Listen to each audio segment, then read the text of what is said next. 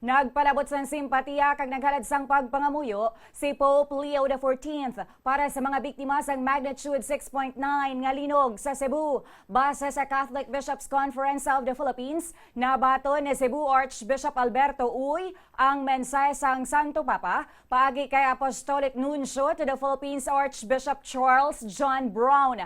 Nagpasalig man ang Santo Papa sa mga tumuluo sang iya nga espirituhanon nga pagpakigupod samtang nagabatsyag sang kasubo ang mga tawo kag samtang nagatinguha nga makabangon. Sa latest report sang Office of the Civil Defense sa OCD, nagsaka na sa 73 ang kumpirmado nga patay bangod sa among linog. Nagtakop naman ang ginpatigayon nga search, rescue and retrieval operations. Martes, Setyembre 30 sang gabi, sang natabo ang linog nga suno sa Philippine Institute of Volcanology and Seismology, amo ang pinakamabaskog nga linog sa Northern Cebu. Nagdangat naman sa 3,036 ang na-record nga mga aftershock.